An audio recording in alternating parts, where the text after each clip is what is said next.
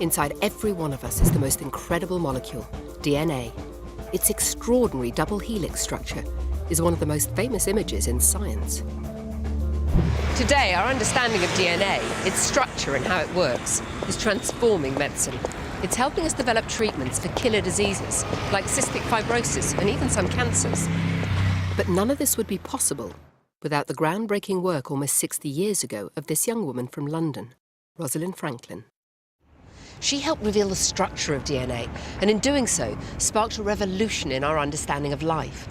But at the time, she got precious little recognition of her pioneering breakthrough. This is King's College London, where in the 1950s, Rosalind Franklin came to do her work. Raymond Gosling was one of her students. As a woman at that time in science, you would have to be very good indeed in order to be taken seriously. Science was a world dominated by men, but she knew what she wanted to do when she was only 15. Rosalind Franklin focused her energy on the effort to crack the mystery of DNA.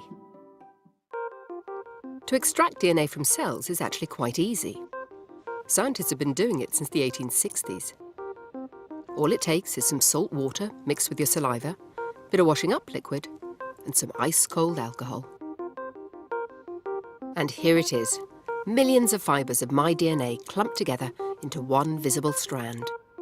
By the 1950s, scientists believed this slimy gunk might contain the code to life, our genes. The mystery was how.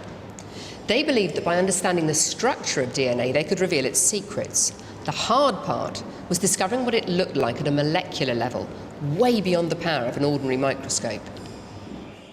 Franklin had been hired because she was an expert in a technique called X-ray diffraction. X-ray diffraction works by firing a beam of X-rays at an object and photographing the pattern that's produced. Franklin hoped this technique would reveal the structure of DNA. So this is the sort of equipment she'd have used? Well, this is the camera she used. That's it? And this is it. The X-rays will come in here, or the DNA specimen will sit just here. Okay. And the piece of film will sit on this plate at the back. This isn't what we'd think of as a picture. This is an X-ray. No, we're not going to see the structure directly. The X-rays will bounce off the DNA fibre and cause a pattern of spots on the film. And from that we can infer the structure. The key was to get the best possible image, but it was painstaking work.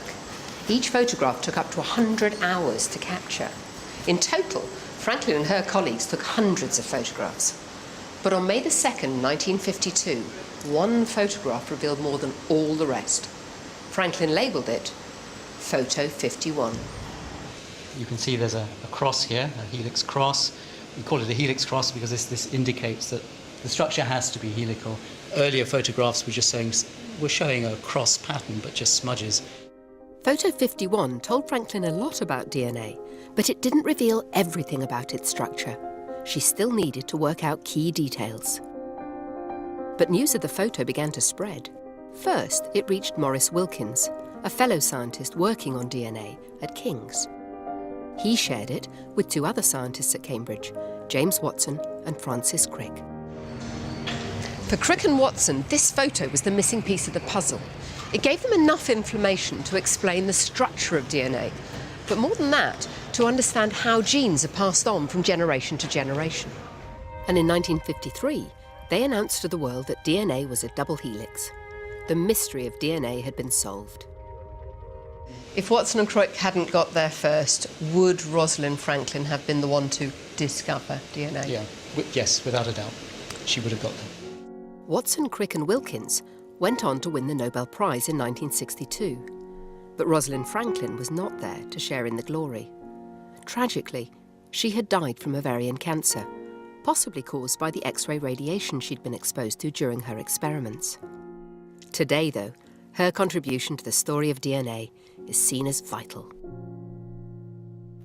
Well, talking of DNA, they say that gardening is in the blood, and we said a little bit earlier on for you to send in photos of your amazing gardens, and Dermot will choose the award for the gold one first of all. So, should I start with this one? Yeah, go on, man. OK, this is Caitlin from Leicester, look, and this is a hedge in the shape of a train and a carriage. It needs a bit of a tidy up, she says. OK, this one's amazing. It's a bit like a crop circle.